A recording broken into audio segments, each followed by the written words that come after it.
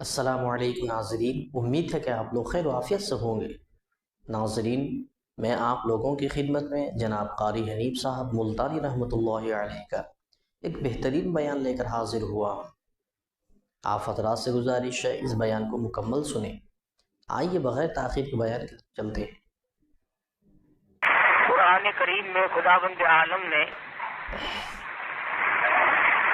انبیاء سابقین علیہ الصلوۃ والسلام کے واقعات کو دہرایا،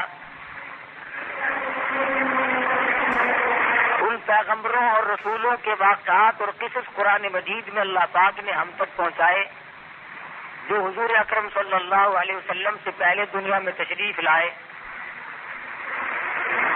انوکھے انوکھے اور عجیب و غریب واقعات ہیں پیغمبران خدا بند کریم کے، من جملہ ان پیغمبروں کے سیدنا یوسف علیہ الصلوۃ والسلام ہیں۔ حالت یہ ہے کہ خود بھی نبی اور ابا بھی نبی اور دادا بھی نبی اور پردادا بھی نبی، کتنا پاکیزہ سلسلہ ہے، کتنے مقدس لوگ ہیں۔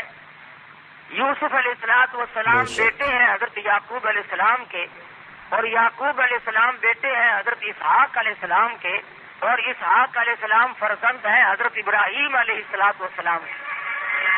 وہ کس قدر بابرکت خاندان ہے کہ حضرت یوسف علیہ الصلوۃ والسلام کے اوپر کی لڑی انبیاء کرام میں سے ہے۔ شیطان کے مکر و فریب نے حضرت یوسف علیہ الصلوۃ والسلام کو دکھ پہنچائے۔ علماء مفسرین نے لکھا ہے کہ کئی بھائی ہیں، سب سے چھوٹے حضرت یوسف علیہ الصلوۃ والسلام، اور قدرتی طور پر حضرت یعقوب علیہ السلام کو تمام بیٹوں سے زیادہ محبت ہے حضرت یوسف علیہ السلام سے، تو اس پر بیٹوں نے رشک کھایا، حسد کھایا، تو سب سے زیادہ اس سے محبت کیوں ہے؟ لہذا کوئی ایسی صورت بناؤ کہ یوسف علیہ السلام کو ہی غائب کر دو تاکہ یہ تمام تر توجہ پھر ہماری طرف مائل رہے۔ پروگرام بنایا، اور ادھر حضرت یوسف علیہ السلام نے خواب دیکھا کہ مجھے 11 ستارے اور ایک چاند سجدہ کرتے ہیں۔ والشمس والقمر رأیتهم لی ساجدین، مجھے چاند اور ستارے سجدہ کرتے ہیں۔ جب یہ خواب اپنے والد کو بتلایا تو یعقوب علیہ السلام سمجھ گئے کہ میرے بعد یہ پیغمبر بننے والا ہے، تو یوں فرمایا لا تقصص رؤیاک علی اخوتک، او میرے بیٹے یوسف علیہ السلام اپنے خواب کو اپنے بھائیوں کے سامنے ذکر نہ کرنا۔ فَيَكِيدُوا لَكَ كَيْدًا، وہ مکر کریں گے، تجویزیں بنائیں گے۔ إِنَّ الشَّيْطَانَ لِلْإِنسَانِ عَدُوٌّ مُّبِينٌ، شیطان بڑا کلم کھلا دشمن ہے، وہ انہیں ابھارے گا، وہ ان کو تنگ کرے گا کوئی پروگرام بنانے پر۔ چنانچہ برادران یوسف کو پتہ چل گیا خواب کا، انہوں نے اور طرح کے پروگرام میں اپنی شدت اختیار کر لی۔ قرآن کہتا ہے لَقَدْ كَانَ فِي يُوسُفَ وَإِخْوَتِهِ آيَاتٌ لِّلسَّائِلِينَ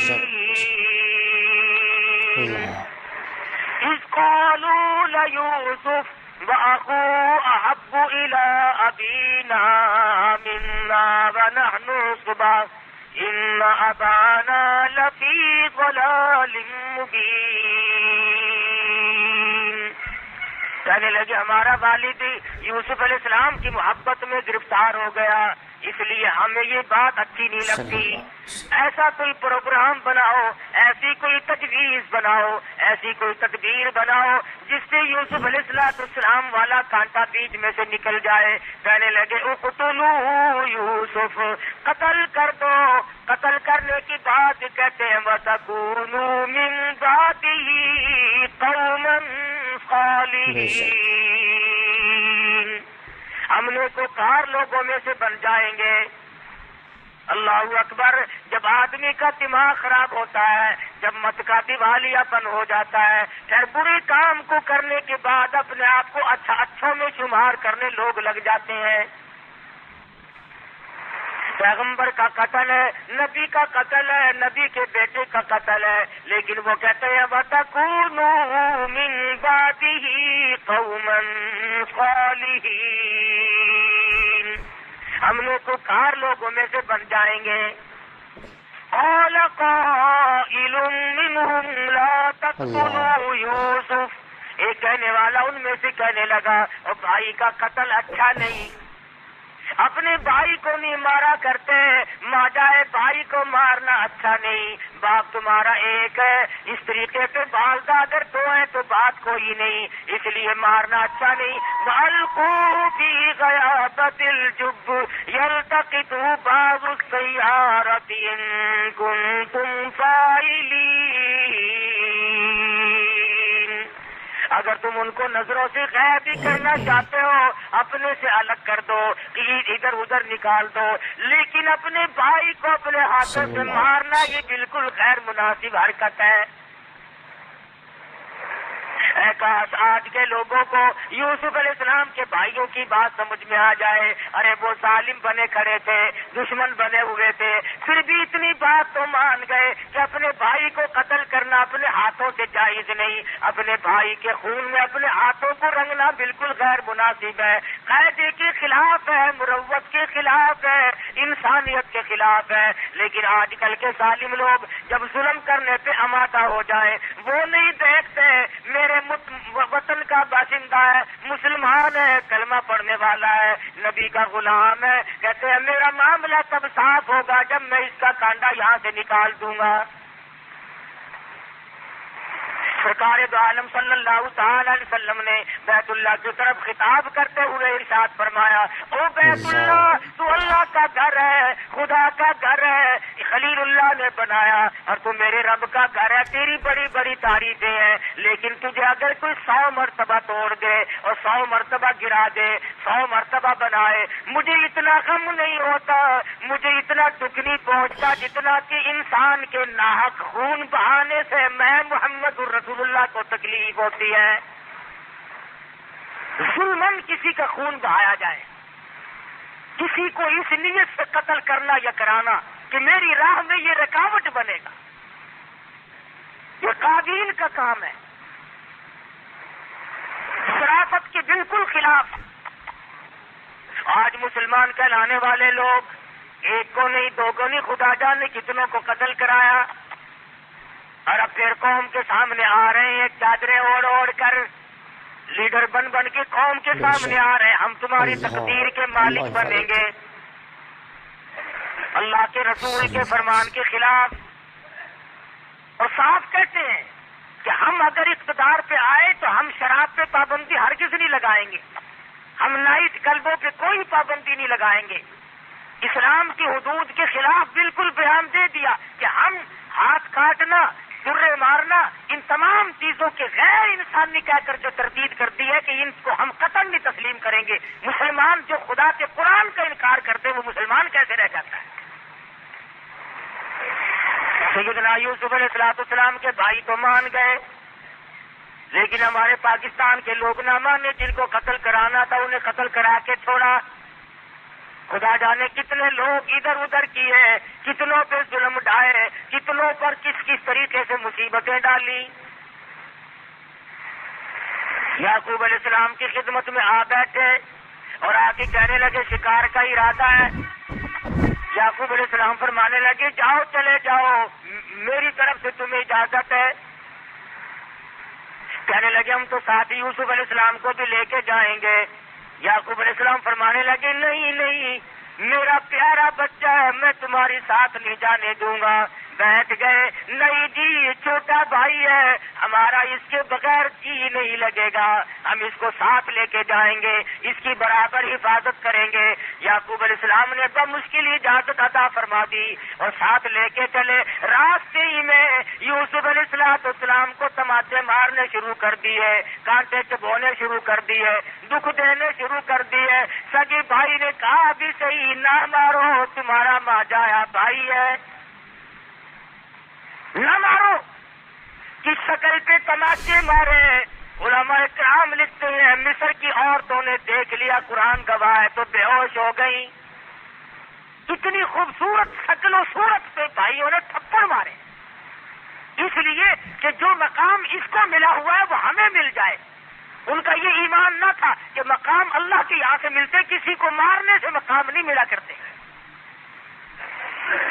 مقام خداوند عالم کے یہاں سے ملتا ہے, عزت کا بھی ذلت کا بھی. اس کے سوا دنیا میں کوئی کسی کو عزت ذلت دینے والا ہے ہی نہیں.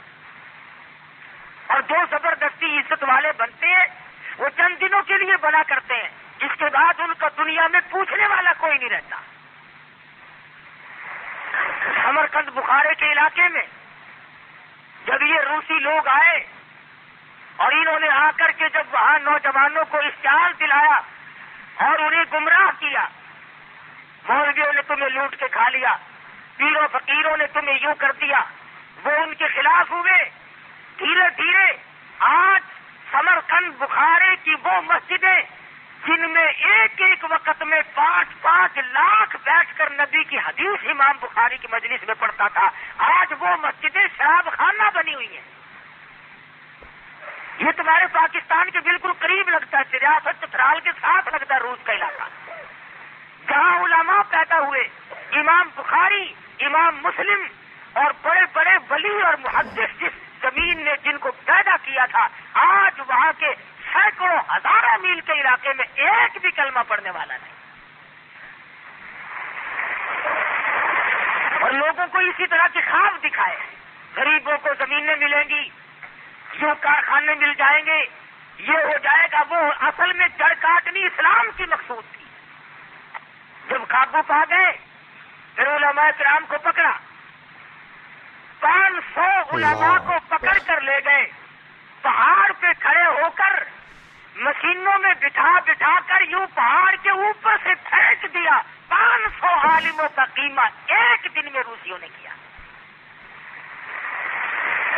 اور جو بزرگ تھے, مشائخ تھے, اللہ والے تھے, جو رات دن اللہ اللہ کرنی سکھایا کرتے تھے, ان کو بٹھا کر گاڑی میں لے گئے, ایک کنویں میں سب کو دھکا دیا اور تمام کے اوپر یوں کاسٹک اور چونے کا گرما گرم پانی اللہ والوں کے اوپر یوں جلتا ہوا پانی ڈال دیا. اسلام کی جڑیں کاٹی. سمرقند بخارے کے بھاگے ہوئے لوگ آج مکہ معظمہ میں آباد ہیں, ترکستان میں آباد ہیں, یہاں ریاست دیر اور چترال میں اب تک لوگ آباد ہیں. ایک آدمی لکھتا ہے کہ میں جیل کے دروازے پہ کھڑا تھا, جیل کے دروازے پہ کھڑا تھا, باہر سے کام کرنے کے بعد جو جیل میں رہنے والی لڑکیاں آئیں اور انہوں نے دروازوں پہ اپنے نام بتائے. کوئی لڑکی کہتی تھی میرا نام خدیجہ ہے اور میں فلانے محدث کی بیٹی ہوں جو دن بھر گدھے اور خنزیر چرا کے آئی ہوں. بعض لڑکی یہ کہتی تھی میرا نام فاطمہ ہے اور میں فلانے ولی اللہ کی بیٹی ہوں, آج سارا دن میں گڈھے کھود کے آئی. 8 دن ان محدثین کی بیٹیوں کو ٹکڑا نہیں ملتا تھا. اس طریقے سے لوگوں کو برانگیختہ کیا اور اشتہار دلایا اسلام کی کلمے محمد الرسول اللہ صلی اللہ علیہ وسلم کی جڑیں کاٹنے کے لیے. دماغ خراب کیے, لوگوں کے ذہن بگاڑے کہ اسلام کوئی شے نہیں, اسلام میں کوئی پابندی نہیں. آج جو لوگ اسلام کی مخالفت کرتے ہیں انہیں کوئی حق نہیں کہ وہ اپنے آپ کو مسلمان سمجھے. جب اسلام کو نہیں مانتا, جب قرآن کو نہیں مانتا, اسے کیا حق ہے کہ وہ اپنے آپ کو مسلمان سمجھے؟ اسے چاہیے کہ وہ سر پر چوٹی رکھ کر کھلم کھلا انکار کرے کہ میں ہندو ہوں یا میں عیسائی ہوں یا میں یہودی ہوں. مذاق بنایا لوگوں نے, ادھر مسلمان بنے پھرتے ہیں, ادھر اسلام کی اور قرآن کی اور ایمان کی مخالفت. قرآن کہتا ہے چور کا ہاتھ کاٹو, اور یہ کہتے کہ نہیں یہ وحشیانہ سزا ہے، یہ غیر انسانی سزا ہے۔ سیدنا یوسف علیہ السلام کے بھائی آ کر کے بیٹھ گئے، بڑی مشکل سے اجازت لے گئے، راستے میں مارتے ہوئے ساتھ لے گئے، ترکیب آپس میں بنائی، یوں کرو کرتا اتار لو، یوسف علیہ السلام کا ابا جان کو جا کے دکھلا دیں گے، انہیں یقین آ جائے گا۔ ارے شرم نہ آئی، اپنے بھائی کو مارا بھی صحیح، ننگا بھی کر دیا۔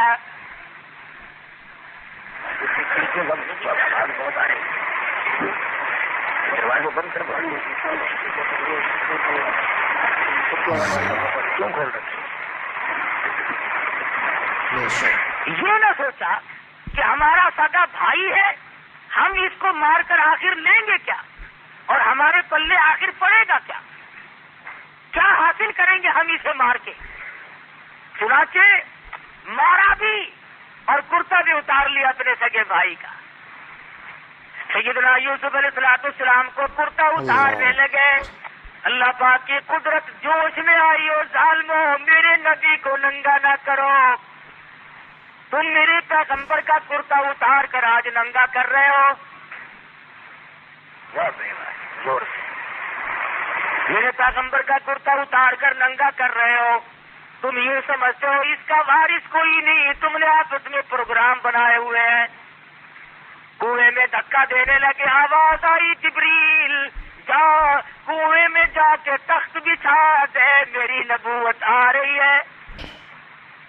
سیدنا یوسف علیہ السلام کے پہنچنے سے پہلے ہی کنویں میں تخت بچھا دیا گیا، انہوں نے دھکا دیا اور یہ دوڑ گئے۔ یوسف علیہ السلام کنویں میں تشریف فرمائے، الہ العالمین اب میرا کون ہے، کون مجھے باہر نکالے گا؟ آواز آئی میرے یوسف نبی میں نے بنایا، باپ کو نبی میں نے بنایا اور پیدا آپ کو میں نے کیا، اس لیے آپ کو اس میں کیا گھبراہٹ ہے، تمام چیزوں کا انتظام کرنا میں خدا کی ذمہ داری ہے، میں سارا انتظام کر لوں گا، میں تمام چیزوں کو سنبھالوں گا۔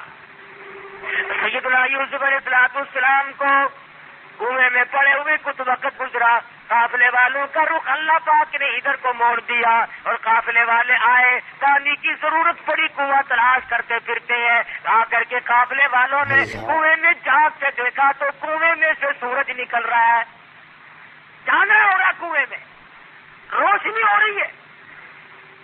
کہنے لگی قال یا بشرا ھذا غلام، او قافلے والوں آؤ آ کے ذرا دیکھو تو صحیح کتنا عجیب و غریب لڑکا کنویں میں موجود ہے، ایسی شکل والا آج تک کسی نے دیکھا نہیں۔ لول پھنسا، یوسف علیہ السلام کو باہر نکال لائے، شکر ادا کیا کہ ہمیں ایک عجیب و غریب شے مل گئی، لیکن بے قدرے پہلے کہتے تھے ایسا لڑکا ہماری آنکھوں نے آج تک دیکھا نہیں، یہ تو کوئی عجیب و غریب شے ہے، شاید انسان بھی نہ ہو، لیکن قرآن مجید کہتا ہے کہ ظالموں نے اتنی جلدی بے قدری شروع کی، وَشَرَوْهُ بِثَمَنٍ بَخْسٍ دَرَاهِمَ مَعْدُودَةٍ، مصر کے بازار میں لا کر کھڑا کر دیا بیچنے کے لیے۔ اس قدر بے قدری جو آج مسلمان قرآن کی بے قدری کرتا ہے، اللہ ابھی دیہاتوں میں دیکھنا افسوس آتا ہے، مسلمان تو رو پڑتا ہے بشرطے کہ اسلام کا تھوڑا سا درد دل میں ہو۔ یہ کتابیں بیچنے والے دیہاتوں میں پھرتے ہیں نا، کبھی یہ آواز نہیں سنائی دی کہ پہلی جماعت کا قاعدہ سال بھر کی ادھار لے جاؤ، دوسری جماعت کی کتاب چھٹیوں کی ادھار لے جاؤ، کبھی آواز نہیں لگی بچوں کے لیے تختی چھٹیوں کی ادھار لے لو، سیاہی کاغذ قلم ادھار لے لو۔ اللہ، ارے ہم مسلمان زندہ ہیں اور اسلام ساتھ لے کر قبر میں جانا چاہتے ہیں۔ آج دیہاتوں میں کتابیں بیچنے والے یہ آواز لگاتے لے لو قرآن شریف سال بھر کی ادھار۔ قرآن کریم کا خریدار نقد نہیں ملتا، ادھار ملتا ہے، چھٹیوں کی ادھار لے لو۔ اصل تو خریداری میں یہ حال ہے ہمارا، اور اگر خرید بھی لیا عورتوں نے، لڑکیوں نے، بچیوں نے، بوڑھیوں نے یا کسی مرد نے، بس خرید کر اور گلاس میں لپیٹ کر رکھ دیا۔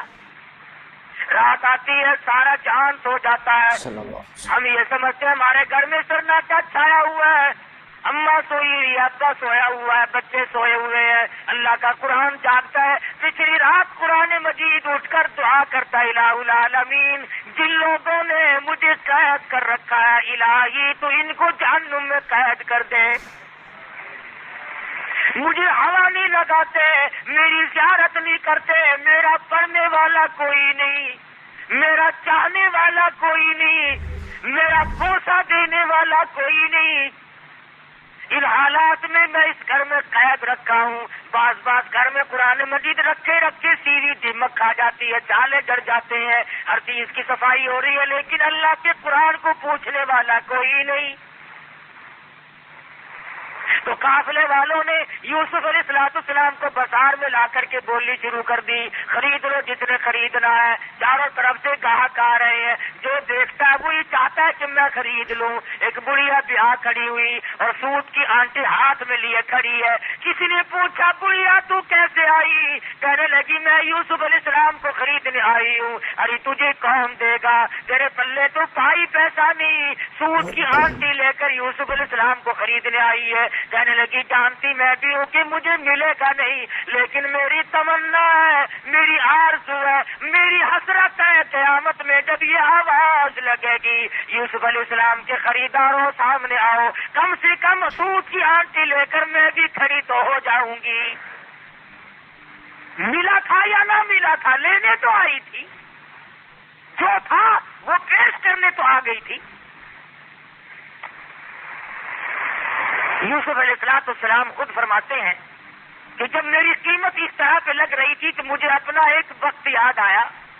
جب گھر میں تھے، اپنے ابا کے پاس تھے، تو ایک روز آئینہ دیکھا، شیشہ دیکھا، اور دل میں یہ بات آئی کہ اے یوسف تیری بھی اس دنیا میں کوئی قیمت ادا کر سکتا ہے، اس دنیا میں تیری بھی کوئی قیمت ادا کر سکتا ہے. اتنا جمال بلا کر، اتنا حسین اور اتنا خوبصورت. فرماتے اس دن یاد آیا کہ آج اللہ پاک نے میری اس عقل کو توڑا ہے کہ جو کہتا تھا کہ دنیا میں کوئی قیمت اس کی دینے والا نہیں، آج ٹکوں میں سودے ہو رہے ہیں. پیغمبر کا سودا ہو رہا ہے، پیغمبر کے بیٹے کا سودا ہو رہا ہے. خریداروں میں عزیز مصر کی بیوی بھی آ پہنچی جس کی اولاد نہ تھی، اور آ کر کے کہنے لگی میں خریدتی ہوں، اکریمی مسوا سارا انسانا او نتخذہ ولدا. میں اپنی آنکھوں کی ٹھنڈک بناؤں گی، میں اپنی اولاد بنا لوں گی، میں اپنا بچہ بنا لوں گی، میں تو اولاد کی طرح نکالوں گی، مجھے دے دو. چنانچہ خرید کر لے گئی. یوسف علیہ السلام فرماتے ہیں مجھے بڑی خوشی ہوئی، چلو شاہی خاندان میں آ گیا ہوں، بڑے مزے رہیں گے. شاہی خاندان والوں نے مجھے خرید لیا ہے، بڑا لطف رہے گا اور بڑے مزے رہیں گے، کسی قسم کی کوئی تکلیف تو نہ ہوگی. قرآن عزیز کہتا ہے وَلَمَّا بَلَغَ أَشُدَّهُ آتَيْنَاهُ حُكْمًا وَعِلْمًا وَكَذَلِكَ نَجْزِي الْمُحْسِنِينَ. جب یوسف علیہ السلام پہ شباب آیا اور بھی 4 چاند لگ گئے، جوانی آئی، اور بھی حسن و جمال نے اپنی ضیاء پاشی شروع کر دی. چاروں طرف ضیاء ہی ضیاء ہے، روشنی ہی روشنی ہے. عزیز مصر کی بیوی کے دل میں بدماشی آئی.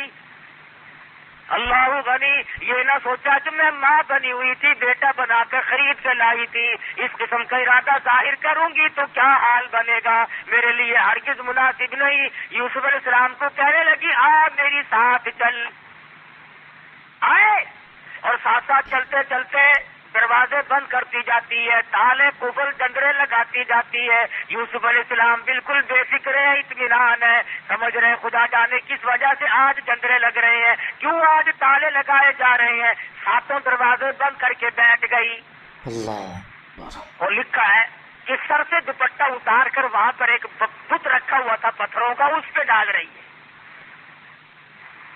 پتھر کا بنا ہوا بت تھا، اس کے اوپر دوپٹہ ڈال رہی ہے. یوسف علیہ السلام نے پوچھا یہ کیا کر رہی ہے؟ کہنے لگی کچھ ایسی بات ہونے والی ہے، میرا یہ خدا ہے، میں اس کی پوجا کیا کرتی ہوں، پرستش کرتی ہوں، مجھے اس سے شرم آتی ہے۔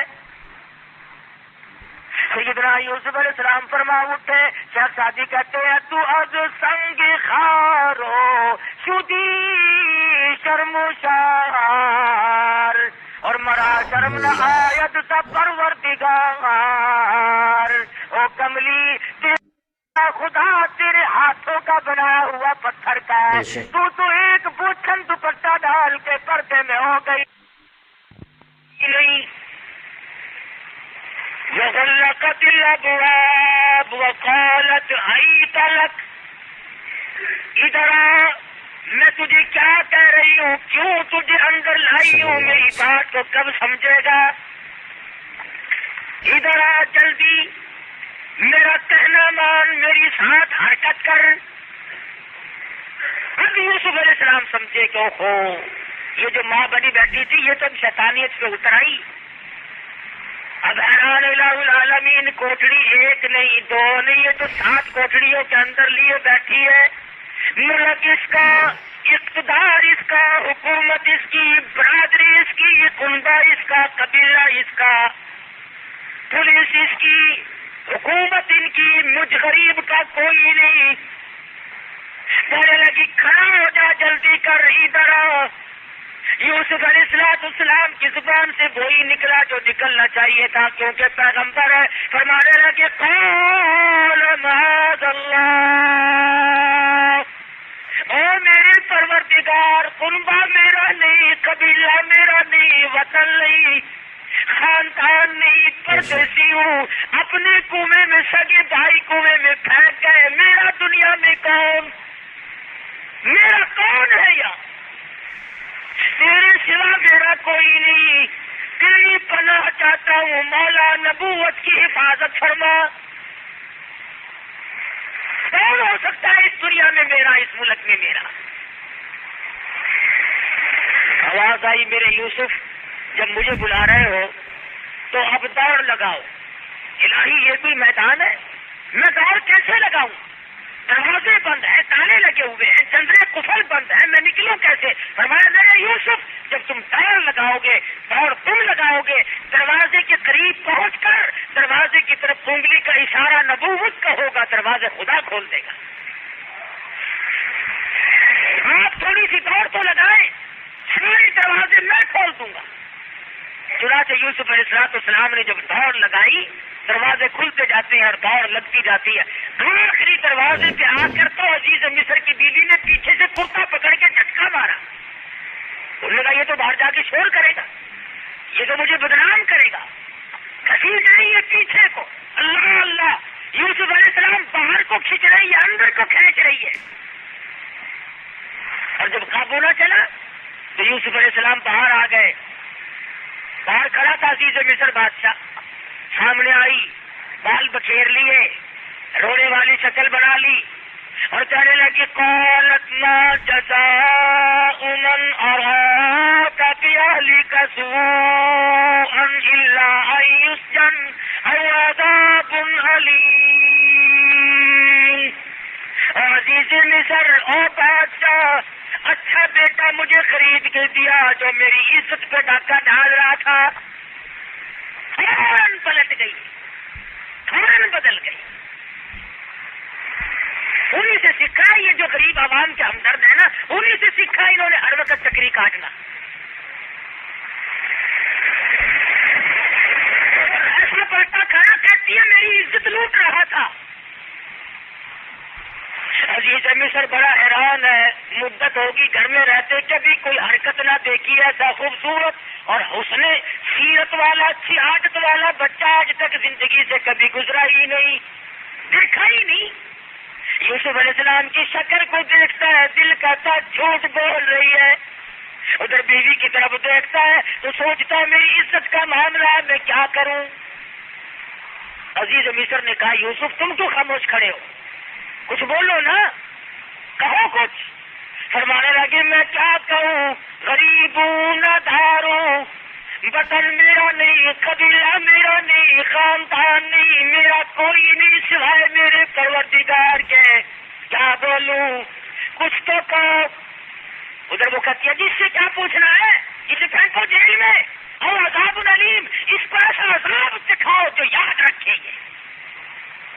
میری عزت لوٹ رہا تھا، کل ہمارے گھر کا نمک کھایا اور ہمارے حرام کر رہا تھا، یہ سے کسی ایسی رگڑ مارو کی یاد رکھے۔ یہ یوسف علیہ السلام کو بار بار کہتا عزیز مصر کچھ تو بولو، کچھ تو بتلاؤ، یہ کیا بک رہی ہے، تم بھی کچھ کہو۔ فرمانے لگے جب تم بار بار بلواتے ہو اور مجھے بولنے پہ مجبور کرتے ہو تو میرا تو دنیا میں خدا کے سوا کوئی نہیں، تیرے خاندان میں جو 3 دن کا پیدا شدہ بچہ ہو اسے لے آؤ، جس بچے کو پیدا ہوئے 3 دن گزرے ہو اسے لاؤ یہاں پہ۔ جتنے لوگ اکٹھے تھے کہنے لگے عقل ماری کی بچہ کیا کرے گا بھلا، ارے خود کہو جو کچھ تم نے کہنا، یہ سچ کہتی ہے یا جھوٹ کہتی، تم بتاؤ۔ فرمایا میری بات کا کون وزن ماننے گا، میں پردیسی ہوں، میرا یہاں کون ہے۔ انہوں نے کہا چلو ڈرامہ ہی صحیح، بچے کو لایا گیا۔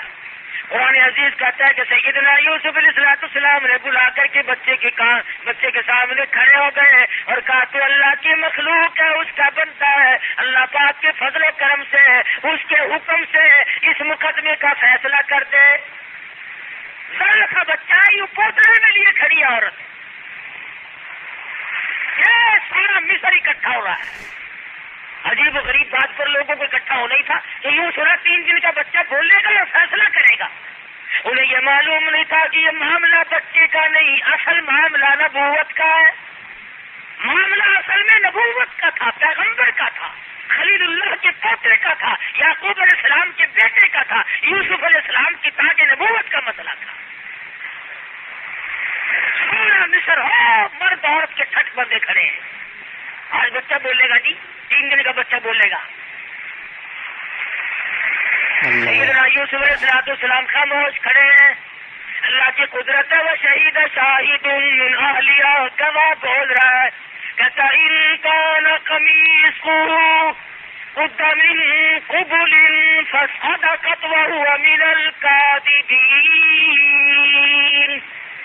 کرتا دیکھو، اگر پیچھے سے پھٹا ہوا ہے، اگر آگے سے پھٹا ہوا ہے تو یہ عورت سچی ہے، یوسف علیہ السلام جھوٹے ہیں۔ وَإِن كَانَ قَمِيصُهُ قُدَّ مِن دُبُرٍ فَكَذَبَتْ وَهُوَ مِنَ الصَّادِقِينَ۔ پھر یہ عورت جھوٹی ہے، یوسف علیہ السلام سچے ہیں۔ اب تازہ تو معاملہ ہی تھا، کوئی دیر تو ہوئی نہیں تھی۔ قرآن کہتا ہے فَلَمَّا رَأَىٰ قَمِيصَهُ قُدَّ مِن دُبُرٍ، پیچھے سے دیکھا کرتا سارا پھٹا پڑا ہے، وہ جھٹکے جو ہمارے دروازے کے نکلنے نہیں دیتی تھی نا، کرتا پھٹا ہوا ہے، اور یوسف علیہ السلام کو گھبراہٹ کے عالم میں پتہ بھی نہیں کہ میرا کرتا پھٹا ہے کہ نہیں۔ دیکھ لیا، سارا جہان حیران ہے، عورتیں دانتوں میں انگلی ڈال رہی ہیں، مرد پریشان ہے۔ اصل تو 3 دن کے بچے کا بولنا کمال ہے، اور بولنے کے بعد جو فیصلہ ہوا وہ کیسا 100% صحیح نکلا ہے۔ سیدنا یوسف علیہ السلام فرماتے ہیں مفسرین نے لکھا ہے یہاں تک تو مجھے اطمینان کا بات آ رہا تھا، اندازہ لگاؤ 3 دن کا بچہ بھی منگوایا، دوائی بھی پڑی، فیصلہ بھی ہوا، کرتا بھی دیکھ لیا، جرم بھی ثابت ہو گیا۔ یوسف علیہ السلام فرماتے ہیں کہ اس وقت میرے دل کے ٹکڑے ہو گئے جب جیل کو دور گفتار جیل میں رہ گیا، یا تو تحقیق کو تفتیش نہ کرتے اور معاملے کی چھانبین نہ کرتے، اور چھانبین بھی انوکھے طریقے سے 3 دن کے بچے نے گواہی کی اور معاملہ صاف کیا جیل کے اندر۔ بے کس پڑے ہیں، بے کس ہے، لیکن یوسف علیہ السلام کی اس بات کو قرآن مجید ذکر کر کے آگے دوسری طرف آ جاتا ہے۔ حضرت یوسف علیہ السلام کے پاس جیل کی کوٹڑی میں جو 2 قیدی اور ساتھ رہتے تھے،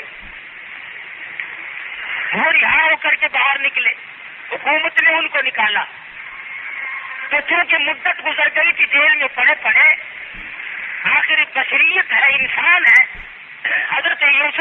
अलैहिस्सलाम ये कह उठे तो भाई तुम बाहर चले हो, जरा अपने बादशाह से मेरा भी जिक्र तो करना कि मैं बेगुनाह यहाँ पड़ा हुआ हूँ। इतने से लफ्ज़ कुरान मजीद कहता है, उज़कुरनी इंदा रब्बिक, उज़कुरनी इंदा रब्बिक, जब तुम जाओगे बादशाह से मिलोगे जरा मेरा जिक्र तो कर देना, याद तो दिलाना मुझे, याद डाल कर भूल गए, मैं बेगुनाह जेल में पड़ा हूँ। वो आ गए।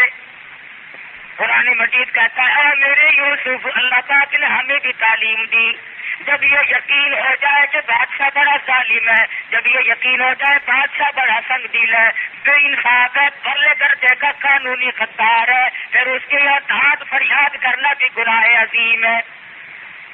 उस इंसाफ की तवक्को रखना, उसके बारे में ये सोचना कि ये मेरा भला करेगा, ये गलत बात है। यूसुफ अलैहिस्सलाम की जुबान से इतनी सी बात निकल गई, परवरदिगारे आलम को नागवार लगी। और मेरे यूसुफ, जिन्होंने जुल्म करके जेल में डाला, उनकी आप पैगाम क्यों भेज रहे हो? क्या मुझे मालूम नहीं कि तुम जेल में पड़े हो?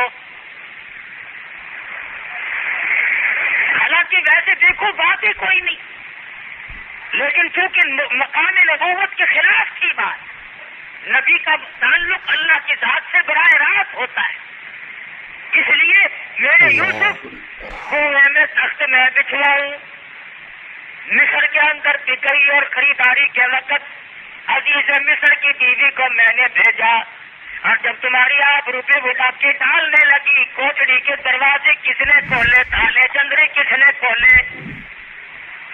मेरे यूसुफ, जिस मुल्क में बिरादरी तेरी नहीं, खानदान तेरा नहीं, कबीला तेरा नहीं, मुल्क तेरा नहीं, 3 दिन के बच्चे को जुबान देकर फैसला मेरे सिवा कराने वाला कौन?